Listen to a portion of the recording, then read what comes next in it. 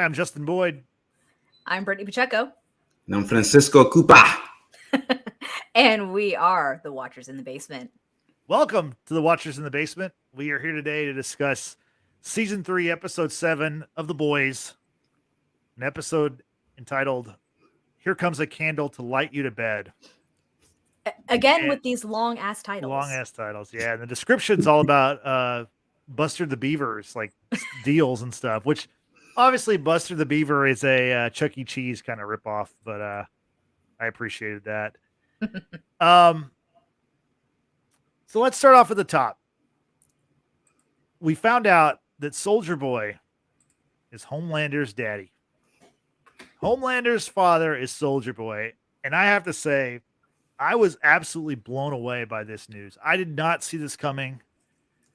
Brittany, what say you? Were you surprised as well?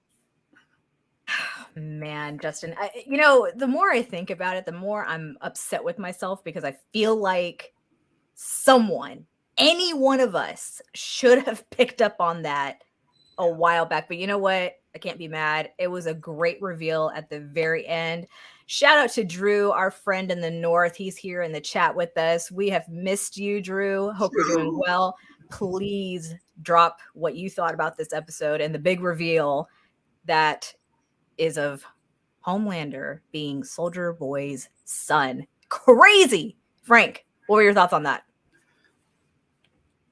I had Justin and I spoke about this on Friday. I had no clue. I had no inclination that it was going to go this route. I thought it'd be something like crazy, like he was brought back to like kill Homelander, or like Homelander was just afraid of him because he thought he might be more powerful than him. Like I just didn't see this coming. Like it was totally out of left field, and this show is just it does a great job of just story developing and the random like surprise fuck you. It's just perfect.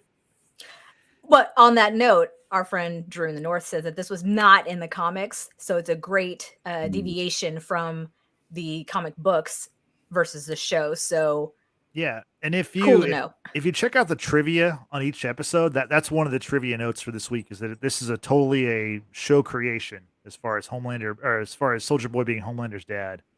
So, I was just so blown away by it because of how well this show has, like, they take things that we already know, right? They take the Soldier Boys like Captain America, Homelanders like Superman, and even though they're not exactly those characters, they're the archetypes of those characters. So in my mind, I would never think that Captain America would be Superman's father, because Superman's an alien. Captain America's, from Brooklyn or whatever. So because they play on the stuff that we already know, they play on it so well. To me, it was a total shocker. And even though I think Maggie says in the chat, like, now things connect, some of the dots connect now. And I agree now looking back. But in that moment, I was totally stunned. Like I can't believe I didn't see it coming, but I did not see it coming at all. We were talking about with Frank, I thought that Soldier Boy was going to be used as a weapon, as they said, against Homelander. Now, I didn't think Homelander was going to lose, but now I have a lot of theories. And I love theories. Yeah, but before I go into that, do y'all have anything else you want to talk about as far as Soldier Boy and the Homelander father son? I mean, it now makes sense, Maggie. So first of all, shout out to everyone in the live chat right now. Drew, our friend in the North, Maggie, my friend, love you, miss you. We need to hang out one day. And then Yesenia, longtime supporter of the Watchers in the Basement. We really appreciate you guys being here and sharing your thoughts about this latest episode from The Boys. Justin, to answer your question, any more thoughts on this big reveal? The more I think about it, like Maggie said, you can connect the dots. We talked a lot about the fact that Butcher treats the boys the same way that Homelander treats the Seven. Then you look back at Soldier Boy and how he treats Payback. It's the exact same thing. Yep. And again, it now just makes a lot of sense. Soldier Boy thinking that he is the end all be all. He's, America's greatest superhero. He fought the Nazis. We're going to talk about that later. But the fact that there's now just so many parallels between himself and now, baby boy, Homelander, it's just crazy. Maggie says that the fact that they are both some sort of form of patriotic type. We knew that Homelander was an upgrade, but didn't know he was a chip off the old block. Yeah, that's very well put. Yeah, I agree. Exactly. And Andrew, sorry, I don't know why I just said Andrew. It says Andrew. Drew says, just like Quicksilver in the Age of Ultron. What? You didn't see that coming? Yeah, definitely did not see that coming. No. So, Frank, do you have anything else to add on the Soldier Boy Homelander reveal? This is what happens when you try to become God and try to like overrule science. Soldier Boy was clearly off his rocker and was clearly unstable. Why in the entire fuck would you want to clone something from that DNA strand? Yeah. And now, as you see, as the show goes on, how more unstable Homelander is becoming as each season goes by, as each episode goes by. It just looks super gloom. Like now you have two deranged soups running around here with no conceivable check and control right now. So I don't know. It's crazy. I don't see how they come out of this. And it does seem like, obviously I don't think that Soldier Boy told Butcher or Huey what he found out after he killed Mindstorm, right? So that's where I highly doubt it, because that would change the story entirely. Exactly. So you have to believe that now Soldier Boy, and like he said, he calls up Homelander and tells him that like, hey, like they didn't have to get rid of me. They could have kept me around because, I would have gladly let you take the spotlight. What father wouldn't want that for their son? So I guess my question to y'all, do you think that now we're going to see a team up of Homelander and Soldier Boy? Oh, 1,010%. I mean, there's no doubt about it that now Soldier Boy is going to align with Homelander, because let's remember, Homelander just wants to be loved. He wants to be the greatest. Who better to team up with than the greatest superhero of all time, Soldier Boy, aka his daddy? By the way, I was right in saying that Vought was behind this whole thing, that the replacement was Homelander. Just saying, I was right. Toot my own horn. Beep, beep. Anyway, moving on. Well, yeah, it's crazy. So usually we save our predictions for the end, but I'm too excited. I've got to say this now. So here's what I think is going to happen in the finale. Soldier Boy is going to team up with Homelander, right? It's going to look really bad for the boys because, it was tough enough when they had Soldier Boy on their side, quote unquote. Now they don't, right? So they're going to come up against Huey and Butcher, and the rest of the boys are somehow all going to meet. We're going to get the face-off between them, Soldier Boy and Homelander. And then Black Noir, who we have a lot to talk about with this character because he had a big episode. Black Noir is going to kill Soldier Boy because I do not think that Jensen Ackles will be in season 4. I would love if he were, but just given what happened with Stormfront last season, I feel like he's going to be a 1-season character, right? Because saying ain't so, Justin. Saying ain't so. Maggie is going to die if that happens. I don't like that either because, me and Jensen Ackles, we go way back. He was on Smallville season 4. I'm a huge Smallville fan. So before he was on Supernatural for 15 years or 15 seasons, he was on Smallville. I'm a huge Smallville fan. But I do think that Black Noir is going to get his revenge on Soldier Boy, thus setting up season 4 storyline, which is going to be Black Noir, who is kind of their Batman, versus Homelander. We're going to get a very good version of Batman v Superman. Basically, Amazon is going to have Batman v Superman in season 4. That's my prediction. Damn. So, yep. I would drop the mic, but I paid for this mic. So I'm gonna drop it. So what do y'all think about that? Do you think I'm wrong? Do you have other ideas? I'll go to Frank first. I mean, that's a good prediction, man. I could definitely see that happening. I just don't know with Homelander's case. I don't know if he. So let's say Soldier Boy gives Homelander the spotlight that he so desires and wants. But what if the crowd? So now we know. I know we're getting a little bit ahead of ourselves. The crowd or the world knows that Homelander is a nut job after what happened with Starlight recording him secretly. I feel like that's gonna play a part as far as him wanting love and the crowd and the world now going to Soldier Boy as this pure the original Homelander, and I Right. think Homelander's gonna get jealous, and I could see like this whole, son killing father, Oh wow. Okay. out of jealousy. I can see that, and I can see Black Noir being like being the safety switch of season 4 to take out Homelander himself. Ooh, I can get behind that. I like Justin's theory. Don't get me wrong, I really like it. I think it's solid.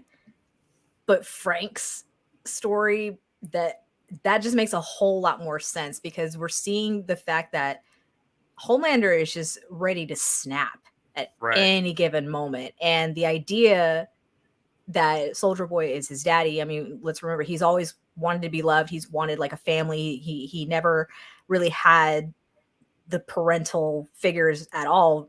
Blessed be it, Vogelbaum, who is his, creator or doctor or whatever you want to call him. And I can definitely see Homelander not wanting to share the limelight with Soldier Boy, because how the hell are they going to explain that Soldier Boy is alive? Right. We saw that in this episode that Ashley was on VNN News saying, he died in 84. Like, Starlight is starting up, stirring up trouble, and she's shifting light from what she's doing, all the bad things she's doing. That's what I'm saying. So like, Vought has a lot of explaining to do if this team up is to happen. And the fact that Homelander is basically Vought, right? So there's a lot to figure out how that's going to work. But I really can get behind the idea of Homelander just taking Soldier Boy out to be the one and only, the best superhero in existence, because he's the upgrade and he wants it all. He wants it all. As crazy as this motherfucker is, he literally wants it all. And I like that idea too. And I think I would like that idea more if it were the season 4 kind of storyline. To me, to do that, to have Homelander, basically announce to the world that Soldier Boy is his father, and then to have him kill Soldier Boy by the end of that episode. Which, I mean, the boys, obviously this show's action packed and they do a lot of stuff real fast. So they can, like, if any show can do it, they can do it. But that storyline, which I also think is really cool, which I didn't think of, I think that would play out so much better over a season than just the finale. But again, this show, like I just said, this show could pull that off. So that's a cool idea. Yeah, because the people are gonna play a role in this. Like people are sheep. They're dying to be led. They're dying to honor and look up to something. And with Homelander now, this will be with the second time Homelander has gone nuts on either on TV or secretly on camera. They're gonna look for a new savior, and I think Soldier Boy's gonna be that savior for them indirectly, of course, because of what Homelander has done. But no, I mean, I would love to see it play over a whole season instead of one episode. Yeah. But yeah, I think Black Noir shows up in season 4. I think he becomes like the knight in shining armor in season 4. I think what's name comes back into the fold too.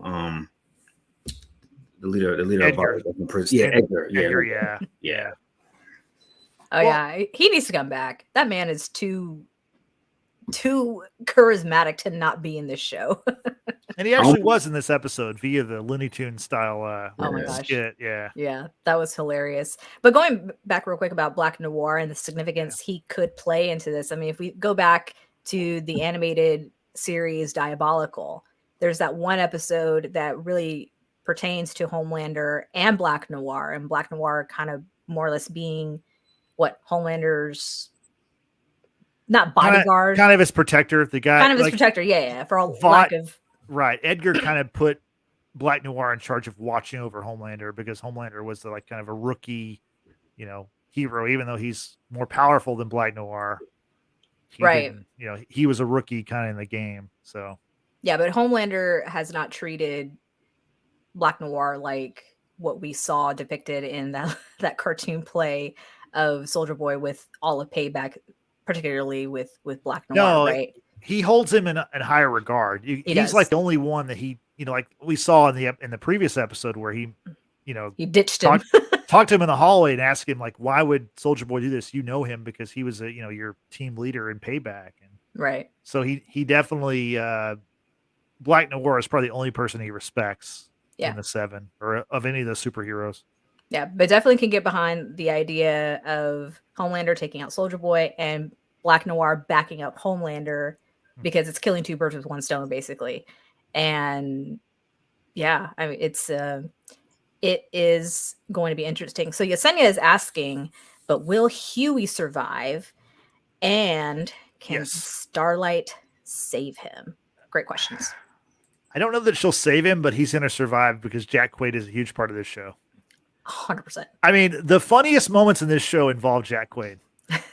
Like, for example, there was a, and now I'm just kind of jumping around, but there was a part of this episode where we find out that, you know, obviously Soldier Boy has PTSD from what happened to him in Russia, and Butcher's way of like controlling that or trying to help him deal with that is he just buys him, you know, hefty bagfuls of weed.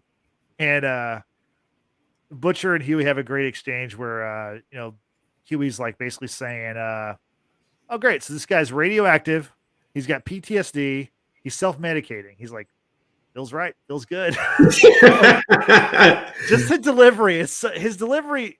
He's the funniest person on the show, and it's his reactions and his delivery of stuff is like he just nails it. So he's got to make it to season 4. He'll make it. The Dustin Boyd type of line, just so you know. Yeah, it is. The sardonic nature behind it. I was like 100%. He's so funny, man. And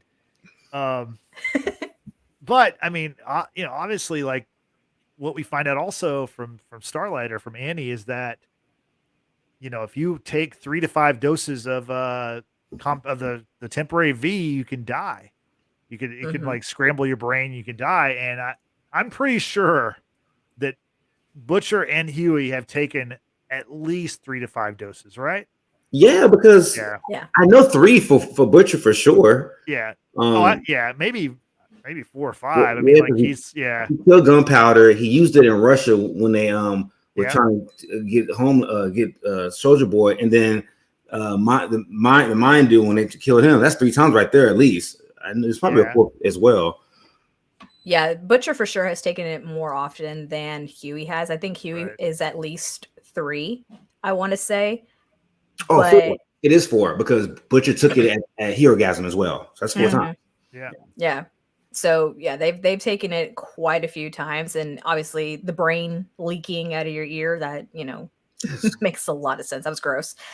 But I for sure think that they're both going to survive, Butcher and Huey. I mean, let's just face it, this is Karl Urban's show, if you will, and 100% Starlight is going to survive. I mean, they're the top 3 or amongst the top, you know, 5 of you know, the stars of the show. What I'm thinking is going to happen, because there's a line that Butcher says to Huey after Butcher hangs up with Annie saying, okay, I'm going to tell him about the Temp V, you know, not to take it anymore. The way that Butcher kind of delivers the line, you almost want to believe that he has no regard for Huey whatsoever. And he says, we need to get more Temp V, and then we're going to, you know, finish the job, right? Which kind of would allude to, we're going to keep taking this shit until we finish the job. But I think I kind of want to say that if you inject the Temp V, the amount of doses that it takes to kill someone, maybe they themselves are going to try to shoot up, I don't know, Homelander or somebody or Soldier Boy, like, unless, you know, he turns on them real quick. You know what I'm saying? Like, unless Butcher's plan is to take the Temp V and then use it on somebody else to kill them quick, I don't think he's going to turn around and do it on Huey, given everything that we've learned about Butcher in his past history, especially with his little brother. I guess my thing with that is, how much Temp V do they have? I mean, Maeve was their great question. Maeve was their hookup, and she's been locked up for what, 2 episodes? Yeah. So a couple of episodes. Yeah. I can't imagine they have a ton of that stuff left anyway. Drew, I'm gonna need you to stop taking your Temp V immediately. Cease and desist, sir. That was a fun comment. Yeah, I don't know how much V they have on them, let alone if they have any more back in the office, because that's what it sounded like. Butcher was saying we need to go back to the office to go get more of the V.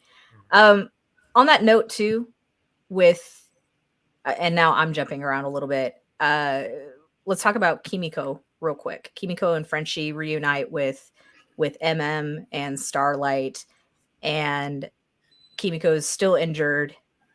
Frenchie's not still high, but very much high, because according to him, the Lord hates quitters. Well, but that was a line about smoking. He was also smoking, right? And It's true, but either way, yeah, the Lord hates quitters either way. That's the thing about this show. The humor on this show is just as good as the action and the superhero storytelling. Like they just nail it on every level. Like, they do so perfectly done. They really do. They do. But Kimiko is resting. Annie's keeping her company. They kind of share some, bonding time, if you will. But Kimiko ultimately pleads to Annie, like she wants the permanent compound V. Like she wants her powers back. And the main reason is to be able to have a say. Before she didn't have a choice. Right. And now she does. And she wants to protect those that she loves. She wants to protect her family, namely Frenchie. And then Annie just miraculously walks into Vought, walks into their labs, takes one vial of the compound V, and then discovers, the side effects of the temp V, right? And then it doesn't walk out of there unnoticed, of course, because she encounters Homelander. But how is it that easy to get into Vought? And then why would you only just take one vial? I need these people to think smarter. Well, I mean, she is a superpowered person, and it's But the people she's working with are not. But in the tower, it's located like New York City. I'm sure people are in and out of that building all the time. Fair enough. I think that's easy to explain. Yeah. I don't know. That was just kind of a bit of a sidebar, but what did y'all think of that interaction between Kimiko and Annie? The back and forth, and Annie's trying to be reasonable, but Kimiko's kind of like, but I want to protect my family. I want to protect those that I love. Frank, have any thoughts on Kimiko? I know she's recently become one of your favorites.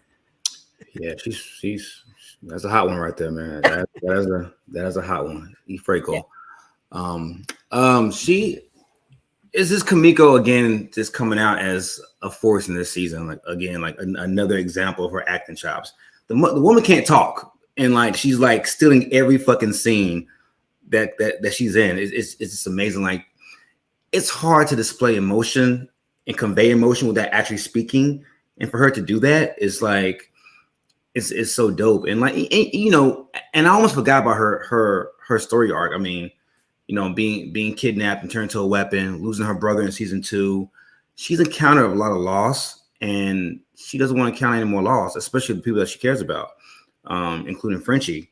So I think trying to convey that to Annie and let her know, like, I mean, Annie, all these heroes have experienced loss and some type of like obstacles, but I think Annie was just very didn't know much about Kimiko's past and what Kimiko's been through until she told her that. And I think that's what made Annie, say, you know what, I want to help you in the long run. We're helping the team by trying to get rid of Homelander and now Soldier Boy. So I thought it was a great scene on Kimiko's part. Karen killed that role. And for those of y'all living in Houston, it was recently added that Karen Fukuhara will be joining Antony Starr here at Comicpalooza the weekend of July the 15th through the 17th. Mm-hmm. Frank, I know you're very excited about that. Mm-hmm. I just want to hug. That's all. I just want Well, listen, you got a hug from Missandei. You said he never washed that shirt again. Don't know if you did or didn't. That's your business, not ours. But yeah, hey, make it happen. Make it happen. Yes, indeed. Hey, Brittany, real quick, I want to mention there's some talk in the chat that I think is really interesting. There's a question of would maybe Homelander or would Butcher use Ryan against Soldier Boy or against Homelander? And to me, that's really interesting. And I like that idea, the possibility of that. But also, I think that's also something you should do in the next season. I don't think that's going to happen. I just think like that's too much for one episode. To me, it is. Yeah. But that's a really great idea too. Yeah, because the question, the question poses like, is anything off limits Yeah. for Butcher. And I mean, Butcher did kind of answer that question early on with Maeve when they had their little sexy time Yeah. of whether Ryan would be able to kind of go up against Homelander, and according to Butcher, with no real knowledge whatsoever, saying it'd Right. be years before Ryan could go up against his dad. And I think if Ryan had the right motivation, he might be able to do something, because we did see a little bit come out when it came down to protecting his mom, the laser eye, thing. And Yeah. then the strength kind of came through. So, I mean, Ryan obviously has something within him. It's just, it's not ready to be unleashed just yet. I wouldn't be surprised at all if the address that Victoria Newman gave to Homelander in their interaction, because she said this is completely a transactional relationship. You do small favor for me, which I want to know what that favor is. And Yeah, that's a question I have too. Victoria said, I will do something for you. And she hands him a piece of paper, which has an address of like somewhere, I think in Minnesota, or something like that. Yeah. And is it Ryan's location with Grace Mallory, or is it something else? It's very curious. I think it's got to be. I think we're going to see Ryan in the finale. I think that would be a lot. I mean, although I could see where they do like show Soldier Boy Soldier Boy meets his grandson. That would be kind of crazy. Man, could you imagine the idea of a father, I'm sorry, a grandfather, father, and then the son, like all just in one room? That would be mind blowing. Or what if like the season finale ends with those three flying off? Homelander and the kid grab Soldier Boy and fly away. I mean, who knows? Like, oof. That would be a way. I wonder with Soldier Boy, like, will they kill him or will he be badly injured like Stormfront was in the season 2 finale?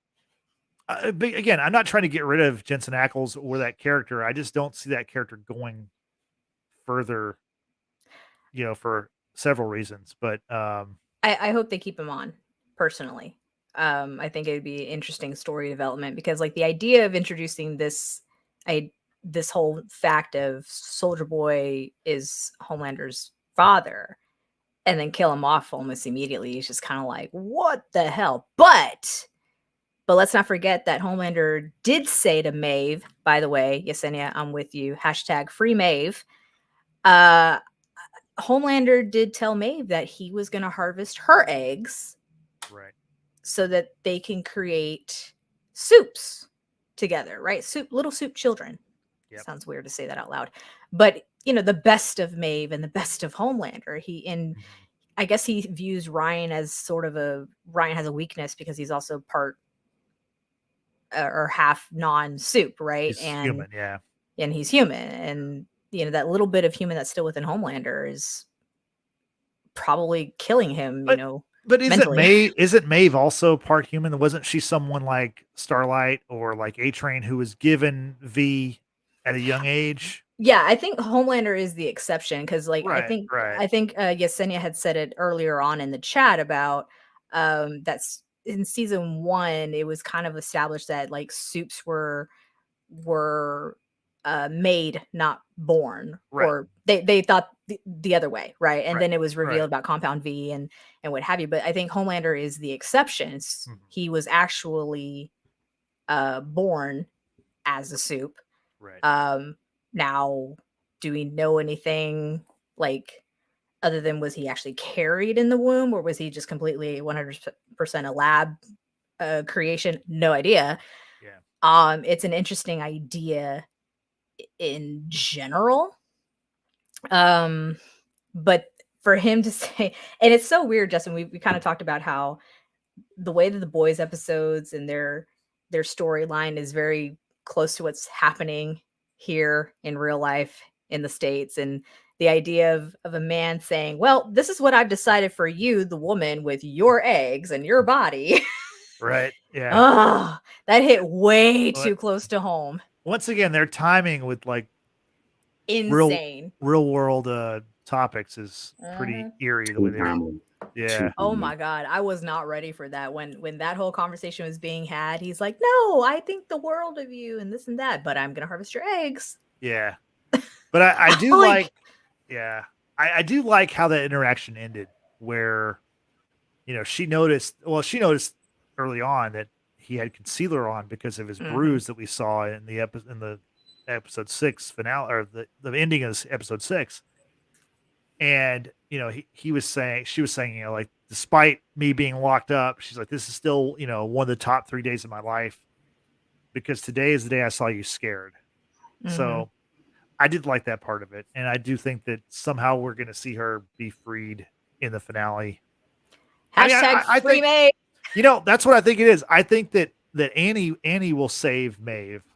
Now, will Maeve make it out of the finale alive? I don't think so. And I said that early in the season. So I would not be surprised if she dies in a, battle with Homelander, or, maybe Soldier Boy takes her out, who knows? Like, Yeah, I mean there was an exchange with Homelander saying, if you die, whether that's by accident or by choice. So I'm curious if that foreshadows her untimely end. right. And that's a little concerning. I don't want to see her go out like that, but she already resolved herself to that being her ultimate outcome, right? Yeah.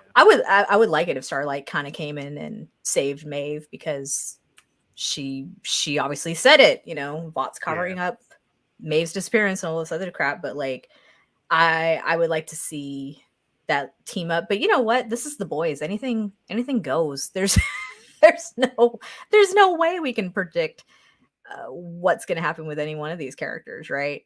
And it's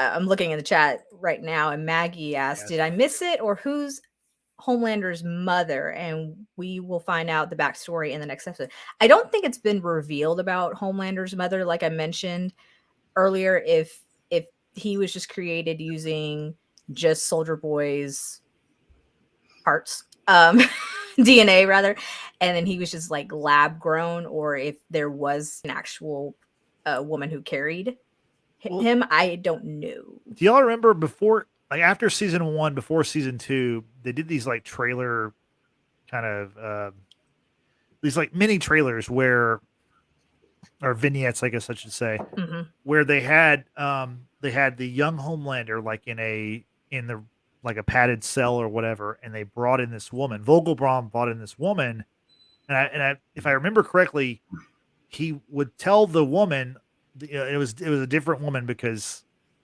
what would happen is the young Homelander would end up like hugging them or killing them by accident.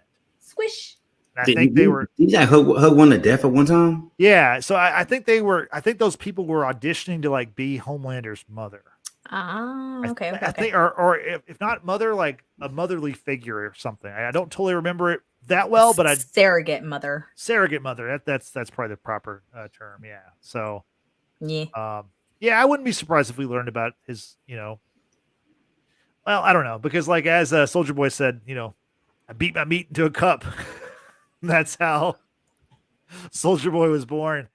That's how Homelander was born. So.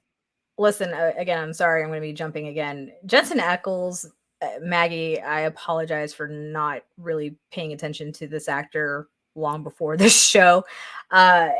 His one-liners, I mean, we talked about how Jack Quaid's got the delivery, he's got, the one-liners or whatever, but Jensen has absolutely got, he's got it as well.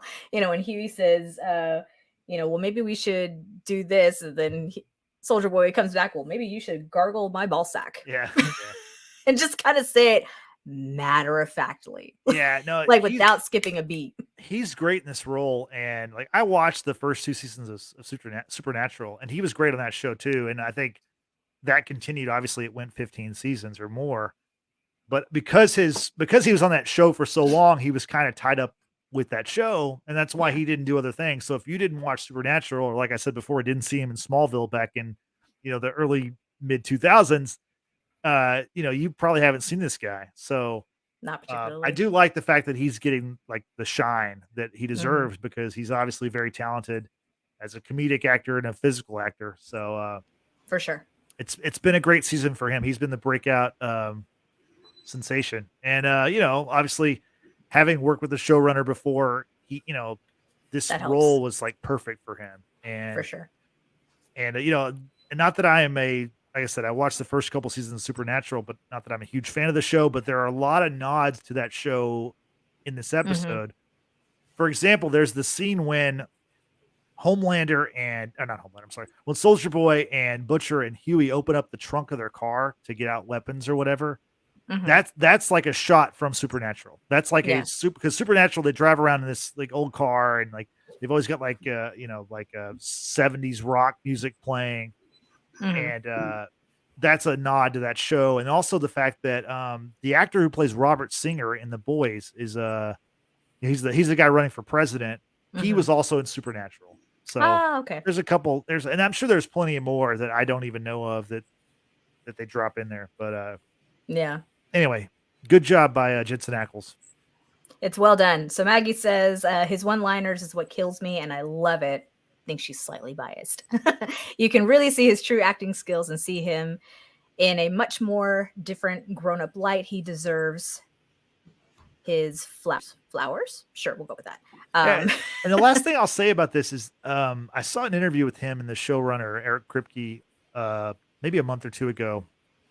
And, Kripke like basically called Jensen Ackles and said, "Hey, this role is perfect for you." But apparently Sony had ideas. They wanted a more famous person to play that role. So I would like to know who that actor would be. The one thing I think would be awesome is if it hadn't have been Jensen Ackles, what if they could have got Chris Evans to play evil Captain I knew you were America? going to say that. I knew you were Think going to say about that. how awesome if Chris Evans played this character. Just saying. He'd probably be down. He probably would I do think it. he would do it, but I wonder like, well, Marvel probably would not like it. You know what I mean? Like it's probably like, there but it's interesting to think about that. Anyway, just that's a total non secular, but anyway, I like the idea. For sure. Yeah. So let's go to the scene with we kind of referenced this before, but let's talk about the Newman scene with Homelander, where Homelander, he's at a rally for this Robert Singer guy who's running for president, and he is just using the rally to badmouth Starlight and talk about how she has like this like human trafficking ring or whatever. And then I guess it's like at a farm or something. So then he walks off stage because he freaks out. He thinks he sees Soldier Boy. Right. And then he has to, we see his milk moment this season where he's milking a cow, drinks the milk. And Newman comes in. She's like, did we miss breakfast or what's going on here? But my thing with Newman, and Brittany, you touched on this a second ago, and I want to get Frank's idea. What do you think? What does Newman want from Homelander? That's a good question, man. Newman's one of those characters, man. She keeps her cards close to her chest. I don't know what the end goal is for her. I mean, in season 2, it looked like she just wanted chaos to create propaganda, with the soups and humans and the whole administration thing. This season, the only thing I could tell from her is that she wants to protect her daughter. But I don't know how you want to protect your daughter by creating all this havoc around you. It's a good question, man. I don't know what she wants after she betrayed her pappy. Her goals are so unclear to me. I don't know. Yeah, I can't figure that out, and I wonder, like, is she done with Edgar? Is she gonna? Because as Edgar said, like, she's good at playing both sides. Because obviously the previous episode she tried to team up with Starlight, so now she's trying to team up with Homelander. I wonder what her end game is, and does it involve bringing back Edgar, or is she working with Edgar also? I mean, I think everything's on the table with that character. Yeah, for sure. And I agree with Maggie saying that it's hard to get a read off of her. Yeah. And we don't know how her child is doing post getting compound V injected in her, right? Because it almost seemed like it was not looking good, but no one knows really. And I'm curious because the little light that was shed on Victoria Newman about growing up in this kind of orphanage for Supes, and she was quote unquote adopted, but not adopted by Stan Edgar. I wonder if her favor of Homelander is to take out her birth parents, or if it's to, like what y'all are saying, something about Stan Edgar, if she's trying to either one up him again or to bring him back. I don't know. It's definitely hard to figure her out, rather. And I wonder if that will unfold in the finale. Notice in the chat, there's a lot of talk about Jeffrey Dean Morgan, and Jeffrey Dean Morgan, apparently he's in talks, or there's rumors that he's going to be in season 4 of The Boys. He's a fan of The Boys. He also has a supernatural tie-in where he played the father of the Winchester boys, which Jensen Ackles played Dean Winchester, and their dad was Jeffrey Dean Morgan. Jeffrey Dean Morgan was also in The Watchmen, and he also played Thomas Wayne in Batman v Superman, the greatest movie ever made. So, I mean, my personal favorite comic book film. So he's and also he's been in Walking Dead, of course. So I think we're going to see him in season 4 of The Boys. I got to get my digs in on Batman v Superman. I just have to. I mean, he honestly, it's honestly his fault because he says Martha first. So, damn it, you beat me to it. I was going to ask, is it because he said Martha? Yeah. Yep. Damn. He's my favorite. Damn you. But so let's get to Black Noir. We've touched on him a little bit, but let's talk about his storyline, because this is probably his biggest episode. Yeah, I mean, without question, this is his biggest episode. Mm-hmm. And we see him. He's at this rundown pizza restaurant, which is like I said, Buster Beavers, which is the Chuck E. Cheese ripoff. Which I love that. I love Chuck E. Cheese. The voice of Chuck E. Cheese is the lead singer of my favorite band, Bowling for Soup. Jarrett Reddick, he voices Chuck E. Cheese. So just for y'all, thank you for that clarification. Yeah, I had to mention really that. Odd for you to say. I love Chuck E. Cheese. No, when I was a kid, I haven't had it in years, but I love the idea of Chuck E. Cheese. I used to have it a lot as a kid. So it's a hard pass for me, bro. Okay. Well, the pizza actually used to be pretty good. Again, I probably haven't had it in 25 years or 20-ish years, but it's good. Okay. It was good. Anyway, back to Black Noir. That was a tough transition there. Oh my God. He's in this rundown pizza restaurant, and he's talking to these Looney Tune type characters come to life, and he's talking to them. And Brittany, what did you think about just the visuals of seeing these characters come to life? I thought it was incredible. Dude, I thought it was high as fuck when I was watching this, because I was like, wait a minute, is this the same show? Yeah. Like I literally was not expecting that, because I mean, even when we saw Kimiko in the earlier episodes of the season, when she's watching this pianist play, and then she breaks out into song, and I was like, oh, she can now talk and she can sing, and then it reverts back to her actual state. But when I was watching Black Noir with the cartoons, I'm like, okay, either I'm really high as fuck right now, which I wasn't, or this is just how he sees life. We don't know how he really interprets the world around him, given the kind of brain injuries that he sustained. Yeah. But it was kind of wholesome in a weird way, because he's a superhero. He's strong. He's, a trained assassin, if you will. But then it's just kind of very just simple-minded, kind of thing. Right. Very innocent, obviously very childlike.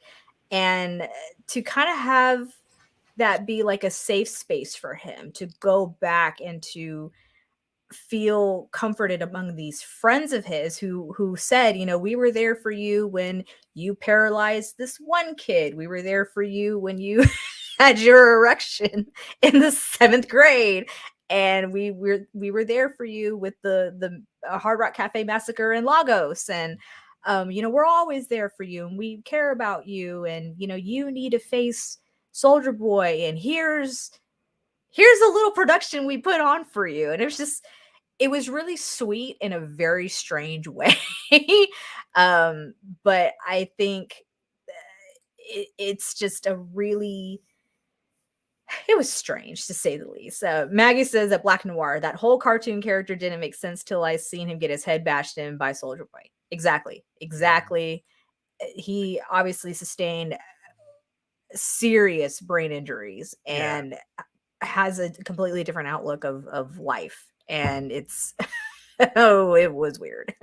I thought it was creative as hell. Real quick, I thought it was creative as hell the way they told the story of what happened with Payback and how they, turned on Soldier Boy and turned him over to the Russians. How they use these cartoon characters, these imaginary friends of Black Noir to tell that story. Yeah. So, Frank, what did you think about the whole Black Noir at Buster Beaver's storyline?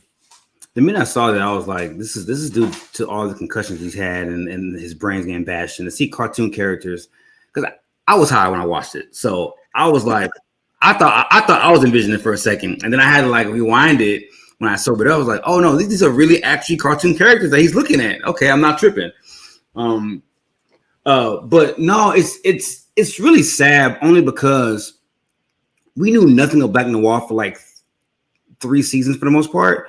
And for all this to all of a sudden come out, you see why he's a mute. You see why he's such an obscure, out of the way character. And when you go through what he went through, all the abuse that he went through, yeah, I would on a 4 to 5 plan to get rid of this motherfucker too. Like I get it now. And then like seeing him scared when he found out Soulja Boy was back. Now it's all starting to make sense now why he's so scared and he had no issues taking out that tracker out of his forearm. I get it now because what he went through. And that's why I truly believe he's going to be the guy that becomes a hero for Vol as far as like getting rid of Homelander and or Soulja Boy indirectly. But that's another guy that, there are 2 mutes on this show between Black Noir and Kamiko. Like these actors and actresses do a great job of like, it's so hard to act and not speak and be able to like really convey your emotions with no words is amazing to me. But I can't wait to see what we have in store for him coming out. I feel bad for the guy. Like that's bullying to the 10th power for sure. Oh, without a doubt. And Maggie makes a good point about the fact that in the cartoon production of Black Noir's life, that a black sheep plays Black Noir. And, we commonly believe that sheeps are followers, right? And it's just a really, and then being a black sheep at that, kind of like outside, when one says you're the black sheep of the family, it's kind of like in a bad context, but it is ironic in a way. And that's an excellent point by Maggie. That's really, I noticed there was a sheep just because I was, you notice all the different animals that they're portraying, but like that's a really good point. Like I did not think it really is. Yeah. It really honestly is. And the fact that he kind of, he was already kind of having to be outside the box because he was made to be that way thanks to Vought and Stan Egger. And of course we saw that argument again between the two. And I don't want to wear the mask. I want to be, I want to do this. And then that didn't happen. It's just extremely good storytelling. I think that's what I take away from every episode of The Boys. For right now, I still say Herogasm is still my favorite episode to date. You like it. But the fact that like this episode, obviously the story progressed because we did obviously learn so much on the heels of Herogasm, but learning about characters that we have just seen as background characters, right? No real interactions with them whatsoever. And Frank made an excellent point about we have 2 mutes on the show, and more so, I'm more impressed now with the actor that plays Black Noir, just because you don't see his face. You don't see any, physical expressions or anything whatsoever. And it's just him kind of standing there. And then when he hears about Soulja Boy is back, he's like, oh, well, shit, I need to get out of here. And I need to, do all this. And it's just Like, you get it. You get the panic, but you never see his face. You never hear a word come out of him. Anyway, sorry, that kind of got me on a tangent. No, I mean, you really feel his pain because he could have been in Beverly Hills Cop. He could have had Eddie Murphy's career. Seriously. He was born. He was going to be the Axel Foley. He was the original Axel Foley. He was born to be Axel Foley, yeah. Well, it makes me wonder too, guys. Like, so this was 1984 when they got rid of Soldier Boy. Right. Has Black Noir aged at all? Like, we know the other heroes have aged because we see it visibly compared to the flashback into what they're doing now. Black Noir's still a hero in the 7 after 30 years or 37 years. That's pretty impressive. Like, has he aged at all? Well, that's it doesn't seem consistent. Because it depends on what kind of V he or how he reacts to the V. Because like we talked about this before, we're not really sure what his powers are. But I mean, he's like an amazing like killer, but he doesn't seem to have super strength or speed, or he can't fly or laser vision, or you know what I'm saying. But in terms of the aging, I mean, you look at Mesmer. You know, Mesmer was a child who was on the show and had these, I can read your mind kind of. Obviously, Mesmer aged. Gunpowder aged from the photos that we saw of Payback, rather, to the point where Butcher killed him. So it's not consistent with all these suits. Do all of them age, or is it just slowed down? You know what I'm saying? Like it's hard to say. Because the twins look bad. They look like they're doing bad. Like, well, that's just years of herogasm, I'm sure. Just saying. But you know what? They were there and they were hosting it, but they weren't that involved. So they weren't. And their siblings. I find that weird to like be hosting like this super like swinger herogasm thing with your sister. That's just weird to me. I love my sister, but I'm not hosting. You love your sister, but you don't love your sister. No, ain't no Jamie searching shit going on right over here. Right. Like, I'm not. Yeah, that's weird to me. Thanks for the clarification. Quick shout out to my girl Mel from Geeking Out with Melly Mel. Thank you so much for joining us. We're just talking about the latest episode of The Boys. What's up, Melly Mel? Anyway, let's move on to A Train, because I think we need to talk about A Train before we get out of here. So we wondered after the last episode, would A Train be alive? Now, maybe he doesn't deserve to be alive. We all thought he would kind of be alive because obviously he's a big character. And now we find out that not only is he alive, but he has Blue Hawk's heart. They gave him a heart transplant. He, of course, can we cue in Celine Dion now? Like, my heart will go on. My heart will go on. Yeah, there you go. There you go. So he speed drugged, or I don't know what the verb is. The tense, I guess. He dragged what's his name, Blue Hawk to his death, and he wakes up in the hospital, and Ashley's like telling him like, hey, here's the storyline. Like, you and Blue Hawk were attacked by Soldier Boy at Herogasm, and you tried to save him, but he was brutally killed by Soldier Boy. And then she starts explaining to him like, oh, we have this new movie idea for you. And she's like, can I get a what? And she's like, what is it? A Train's back, baby, or something. And then he's just like, oh, fuck. No, talk about a flex. I mean, seriously, Frank, you weren't here last week to talk about what A Train ended up doing to Blue Hawk, and it was obviously mind blowing. I personally didn't think that if A Train survived, he was just going to be very limited. Okay, maybe be on this almost close to the same level as his brother. His brother's now paralyzed, unfortunately, but I didn't think he'd come back. And now that he has a new heart. He has Blue Hawk's heart. He's without the heart disease.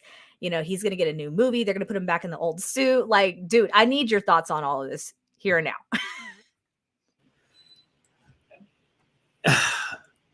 I didn't see this coming because I don't even remember. I think in episode 3 I said I don't think he's going to survive the season. That was my original prediction. But knowing that you killed the guy who paralyzed your brother and killed a couple others at a rally, now having this man's heart, that's like the level of like symbolism and like haha is just so funny to me. Like, you alive because this racist fuck. This is why you're alive. And it's every morning when you wake up and run across the globe, It's going to be a waking reminder that you're alive because of that racist. That's like the harshest.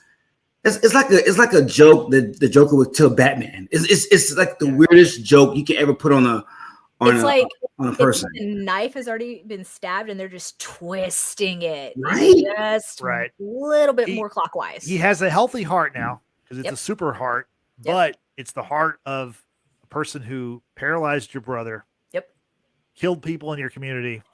And like now you have to deal with that. But like, here's the funny thing. Ashley, I don't know if you guys like really paid attention. It seemed like all of these events were happening within the same day because Ashley's still wearing the same outfit that she was wearing in the very beginning of the episode with her interview with VNN. And she's telling him, hey, yeah, you know, you and Blue Hawk were like, it seemed like you were going to be in a good place, but Soldier Boy came in. Okay, but over here on the news, you're saying Soldier Boy died in 84, but you're going to have A-Train tell everyone that it was Soldier Boy who took out Blue Hawk. You know what I'm saying? Like she's dumb. I think the thing is her job is insane. Like how can you keep everything going with what's happening with all these crazy superpower people? I think that's part of it. You know, it's too much for.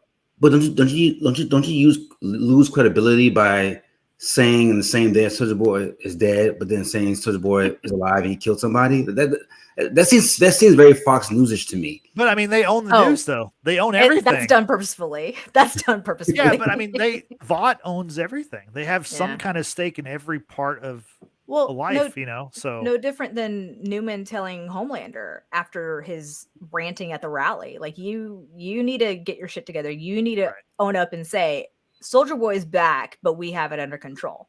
Right. You know, like that's the crazy thing about this whole bringing Soldier Boy back into this limelight, which the more I talk about it, the more it's going to be crazy to explain that for one, Soldier Boy is back. And then two, that he's Homelander's daddy. And then like, here's my question too. Like, and I guess we'll find out in the next episode. How did the world feel about Soldier Boy during his time before he was killed in action? Like we don't know. Like we don't know how they feel. We don't know how the world felt about him. Was he revered? Was he annoying? Was he somebody that they just would the world just tired of seeing and want to get rid of? Like we don't know. So I would love to see the reaction when they do find he's alive. I agree. And then the knowledge that we learned with Huey's conversation with the talent manager, I can't remember his name off the top of my head right now. Or hero management, whatever, him saying that Soldier Boy never saw action in Normandy, you know, on D-Day. He never fought the Germans. So like, what has Soldier Boy been doing, you know, during his time as Vought's number one superhero, right? Like they obviously took him to places and said, here you are in Normandy, or here you are in Germany fighting. Like, what have they done to make him believe that he really is the greatest? You know what I'm saying? It's really curious. Like shit's gonna hit the fan. I do think he was a big pop culture icon because he was on all these shows and these commercials and he had movies. And so I do think, and also he was a hero, you know, as much as anybody's a hero for Vought. Is he immortal as well? Because Normandy and that's all like that's in the 40s. Well, yeah, I mean, it's like the Captain America thing where he knew Liberty. Yeah, so is he immortal as well? I don't know. I mean, I think obviously Cap was frozen for 70 years, so that's why he was preserved. But maybe whatever they did to him in Russia kind of preserved him the same way. But even before that, like if he died in 84, Normandy was in the 40s, World War II. He didn't die though. He was just that's when the Russians took him captive. He never died. No, but the world believed that he died. Right. Yeah, that's what Frank is saying. Yeah, I'm saying in 84 when he presumably was killed in action. Right. Normandy was in the 40s, World War II. So that's 40 years between World War II and 84. Right. He looked like he was in his 30s at that time. Like, yeah, I mean, they referenced that in one of the other episodes where they said, like, you know, he was starring in a movie with he was 63 years old, and the love interest was like 19 or something. Yeah. So, I like I said, the age is not consistent, like across all soups. Where no freaking idea. Yeah, I don't think we're ever gonna get that answer. You know what I mean? It's one of those things like with some of their powers, like how people have certain powers and how others have different things. I don't know that we're ever gonna find that out. It's just something fun for us to talk about, I think, ultimately. Yeah. We need to talk about the Deep really fast and then Butcher. And Mindstorm, but also don't forget about let's talk about what happened with and how he knocked out Todd, his ex-wife. Is it her new husband or is it boyfriend? Significant other. Sure. I thought he was dead. I thought when he hit him, I did too. I thought when he hit him, I thought his head was like gonna go like into the car and like hit off the car and like that's how he would die. But obviously he was just knocked the fuck out. But still, that was a highlight of this episode. No, and because obviously is not a fan of Todd taking his daughter to anything that deals with Homelander, given the fact that Soldier Boy is out there out in the open, but just the propaganda and everything that Homelander spills during his speeches and at this particular rally for this one person who I guess is going to be running for president in the near future. It is a scary notion to kind of, I get where you want to expose your kids, but like, you're also not the parent. And then you didn't even okay it with the child's parent, let alone parents. So yeah, that punch was well-deserved in my opinion, because him saying to like, well, someone needs to be her father. It's like, oh, nah, bro. Like, you deserved it. He dropped him. Yeah, he did. It was great. What is up with the baby mama, the ex-wife? Like, why are you allowing this? Like, exactly. She didn't know, supposedly. So the whole time, like he's like, I was at episode 3. He was watching that rally, the Homelander rally. She was behind him watching it. Yeah. Yeah, she was cheering it. Like he was cheering and everything. Like you have a 10-year-old little girl, however she is. Like, why would you be cool with that? Yeah, I mean, it's pretty clear he's a Homelander fanboy. He dressed like Homelander for her birthday. So like, and he organized this like soup-filled birthday party. So yeah, it's pretty clear he's a Homelander fan. He's team Homelander. That's right. Yay. And Starlight is just doing horrible things. She's trafficking girls Janine's age, through her little Starlight house, and they're disappearing. Cool. Where are the facts? Yeah. Where are your sources? Just saying. Wake up, people. Okay, moving on. I have a question. What are you guys' predictions as far as like what MM Soldier Boy storyline? Like, what do you think that how that ends? That's really interesting because like you would think that will get some kind of redemption, but then also you have Black Noir who's gunning for Soldier Boy now too. I mean, there's definite scores to be settled. That goes without saying. With learning about how Soldier Boy just chucked a car into MM's family home and killing a lot of his family members, especially his grandfather, and feeling that guilt. If I hadn't woken him up, he would still be here, and thus beginning his OCD conundrum. I don't think it'll be wise if faced Soldier Boy as himself now, unless he took Compound V, Temp V, although don't take Temp V, because the fact that it could kill you. But unless he took Compound V and then became a soup himself, then it's like, dude, gloves are off, go at it, go on with your bad self. Unless Soldier Boy gets amped up enough, hears that Russian pop whatever song, and then just blasts everyone into obliteration. That's the other thing. I don't want Soldier Boy to just be a one-off for this season. I want him to come back because there's definite scores to settle.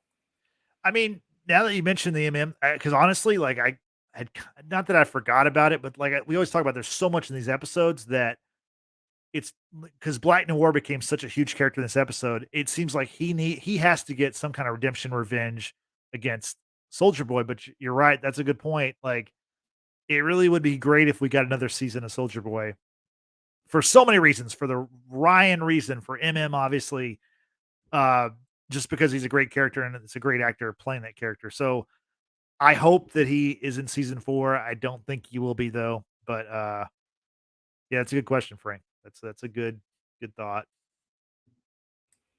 He just needs to keep swinging. That's all I know. Just Laz Lonzo, keep swinging. It's cool. Yeah, yeah.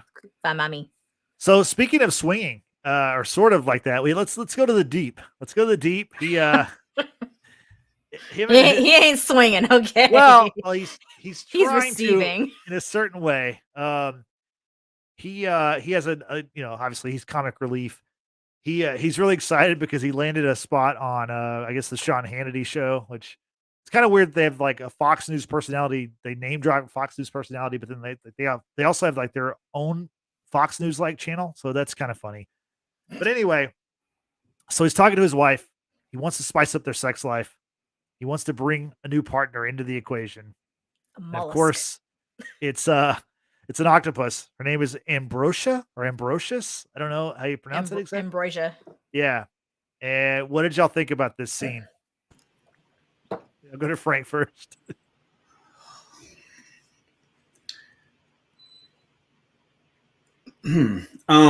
Wow, Frank is speechless. That's like a first. I mean, that was more speechless to me than Herogasm, in my opinion. Only because I'm all about sexual liberation. I draw the line. I draw the line with animals, though. That's kind of weird. Kind of. Yeah, it's kind of, yeah. I mean, I guess I kind of get it. Like with the eight tentacles, like 8 times the fun, I guess. But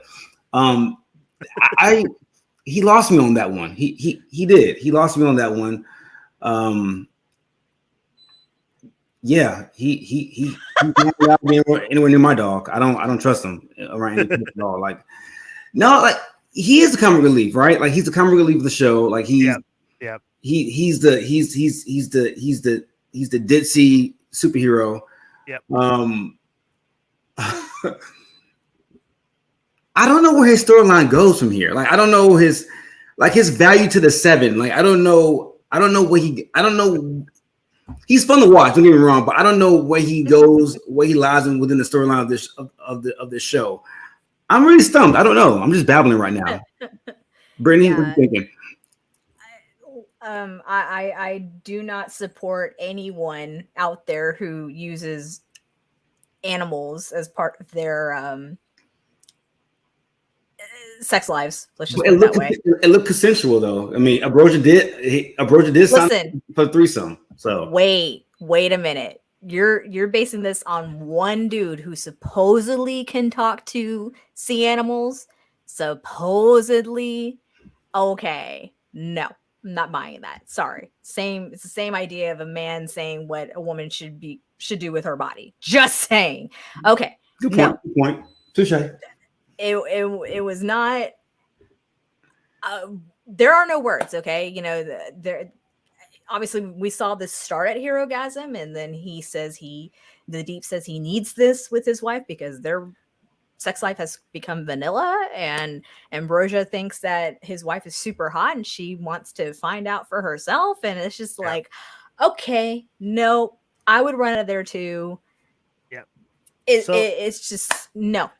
So the wife is out, and this is probably my favorite part of the episode as far as comedy. That's disturbing. She asked the Deep. She's like, "So how long have you been fucking it?" He's like, "First off, it's not an it, it's an her." He's like, "Get your pronouns right." I burst into laughter when he said that. I thought that was the funniest thing. You would. You would. I don't know. You're the word guy, so yeah, I totally get that. I appreciate the comedy in this show. I really appreciate the comedy. He had the worst superpowers, by the way, out of all the heroes. I mean, he was second with getting naked every time he teleports. That's by far the worst powers he had. Like the attraction to sea animals really that's weird to me. I know he has superpower. He can swim in the water. Aquaman. He's Aquaman, right? He's Aquaman. So, yeah. If I find out Aquaman if Jason Momoa is fucking fish, I'm done. I'm sorry. I'm done. Well, I don't know about fish, but he's definitely down with dolphins. Dolphins are notoriously horny. I think Jason Momoa might be also. I'm just saying. I'm gonna need y'all to stop. I mean, Flipper is not just a name. I'm just Will saying you it's a call to action. stop? It's Wow. a call to action. You know what I'm saying? Oh, Wow. Okay. This show has definitely derailed. What about Wow. the dolphin in No. Listen, we've No. seen one dolphin get killed by the That's Deep's fair. hands. That's fair. We've seen Timothy get killed by the Deep eating it. Yep. We don't need to see Ambrosia being killed because she sucked dick way too hard or something. I don't know. I'm just What saying, about like, what about Snowflake from Ace Ventura though? oh my god.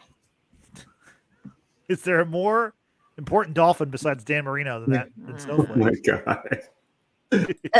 Yes, Justin has too many dolphin facts. I agree. Yes, we're gonna get back into the I D- know. I not just to the know a deep. lot of stuff. That's all it is. No, I'm he a doesn't. No, I'm a he big time doesn't. reader. I'm a big reader. Big No, he reader. doesn't. Yeah, I read a lot. Anyway, No, moving on. one more funny thing I want to touch on was the Soldier Boy and Huey encounter with the priest and nun, which I Oh my assume God. were That's under great. mind control. That was also kind of maybe a supernatural moment because like there's these people that are possessed and they have to kill them, and Maybe. I don't know. Maggie can probably answer that, but Yeah, I was just gonna ask our I mean, I don't think it's watchers supernatural. to- They were brutally killing people like that, or if they were, there it wasn't like. But his headshots, comment of hard pass on this exorcist shit, like yeah, then he still proceeds to do the cross on himself and then run away. yeah. That was actually pretty funny and kind of out of nowhere. Yeah. So let's talk about Mindstorm and what he does to Butcher, because that is obviously a huge crux of this episode. Yep. So Mindstorm is besides Noir, he's the final living member of Payback. They're chasing Mindstorm. Butcher's after him. Butcher is asking Soldier Boy to help out. They go after Mindstorm, and we learn that Mindstorm, the thing with him is never look him in the eyes, right? If you see him, close your eyes, because if he can see your eyes, he gets in your head and he controls you. And of course, he ambushes him. He looks Butcher dead in the eyes, and all of a sudden, Butcher is stuck in this like nightmare of his childhood where he's seeing his little brother, his abusive father, and just that whole storyline. What did you think about that? We see Butcher's childhood play out in this nightmare scenario, Brittany. So it's good the fact that we have more context about Lenny, because we obviously in the previous season heard the name Lenny. Butcher's aunt made reference about Huey looking like Lenny, and that was kind of all we got about who Lenny is to Butcher, little brother, but we didn't know about subject of his death. Was it Butcher's fault? Was it someone else's fault? That kind of thing. And I can really see now, obviously, I'm sure you guys and everyone else here can really understand why Butcher is the way that he is. With kids, they learn from their parents, they learn from their environment, and the fact that their father was clearly abusive, clearly a horrible human being, and Butcher became that same person, not only to his brother, but just to the people around him. It's kind of a miracle, thinking hindsight, how he was able to find Becca and have her fall in love with him and start this life together. She probably really just worked hard to get the better side of Butcher out of him. And when Butcher is seeing all this play out again, you can obviously see just how sorry he is for everything that he did or said, and kneeling down to Lenny's level and saying, don't you listen to him, don't you listen to their father saying whatever he said about Lenny, and you're more than that, and he's trying to make up for the things that he didn't do in his youth in the sense of protecting Lenny. But Frank, the conversation that Lenny has with Butcher in this nightmare, if you will, right before Lenny gets the gun and ultimately kills himself, like what did you make out of that, with the sense of everyone that Butcher comes in contact with, everyone that Butcher loves, they all end up dead, and he talks about Huey. What are your thoughts on that? Well, like you said, you know why, you see why he is the way he is, like this destructive personality, the fear of like, you know, having kids with his wife that is now gone, and the outburst he had with Ryan a few episodes earlier. You get it now, like all the abuse, the physical abuse, the mental abuse that he got from his father, and feel like he failed, like leaving to go to the military or boot camp. I can't remember where he went, but leaving him behind, the military, leaving him behind and leaving killing himself. That's guilt you carry for a lifetime. I don't care what I don't care how much therapy you have. Sure, someone that you're that close to, and that you vow to protect, is now gone because of you. That's guilt that you can never get over. Now, what my beef with that storyline, or what happened was, and I talked to Justin about this on Friday. It was very Jaime Lannister like. This man gets put into this mind trance, reliving what he went through as a child, and you see the flashbacks of seeing Lenny and Huey, the back and forth. And that's how you see how he views Huey. He views Huey as his baby brother, even though he doesn't show it, but that's how he views himself. Views Huey. Huey saves his life. He wakes him out of this. And he finds out that the Temp V is killing both of them, and he doesn't tell Huey. It's like everything you saw, everything that he relived twice, only to revert back to being the same old butcher. It's like, why even show that if he's going to go back to his worst impulses? That kind of frustrated me a little bit, because I thought we was actually having a breakthrough with this character a little bit. Yeah, no, and I can definitely see where you're coming from with that, because I got frustrated too. But then thinking it's all about interpretation. In Butcher's own twisted mind, now having the knowledge that compound V, or I'm sorry, temporary V, you take 3 to 5 doses, it'll kill you, or shit starts going wrong, right? In his own twisted way, it could be one or two things. Is that either he's going to keep taking the Temp V for himself and do himself in to protect Huey, or he's going to use it for someone else. Now, who that someone else is, I don't know. But I kind of want to hope and believe that Eric Kripke and the whole production of The Boys is not going to repeat what Game of Thrones did with Jaime Lannister's story arc. We've talked about that in our previous pod of Game of Thrones. If you guys want to listen to that, I will be sure to modify the description box down below. That way you can listen to what I had to say about that, because I was very passionate about what they did to Jaime Lannister, because that was fucked up. Anyway, I do not believe that they're going to make that same mistake. I think because the fact that Butcher has now relived those childhood memories twice and sees the error of his ways and was so visibly hurt by it, I don't think he's going to make that same mistake with Huey. I think he's going to try to do right by saving Huey, by protecting Huey, because Huey has said it to Mindstorm, and I think even to Soldier Boy, that Butcher's family at this point, and Huey's going to do whatever it takes to save Butcher. I'm hoping Butcher would do the same. I think just to make up for the wrong that he did to Lenny. Justin, your thoughts? Yeah, no, I agree with you. I do think that Butcher cares about Huey more than he says he does. I mean, I think after reliving his childhood through this nightmare, I do think that that's made him realize that more. But then also at the end of the day, he's also a whatever it takes kind of guy. And I think again, he sees this is his only shot to take out Homelander, is they have to use this V. And that, but I think you're right. I do think that he will try to dissuade Huey from using it, or tell him the truth about that. But I don't think Butcher's going to stop using the V. I think he's going to use it until the bitter end, and whatever it takes to kill Homelander, that's what he's going to do.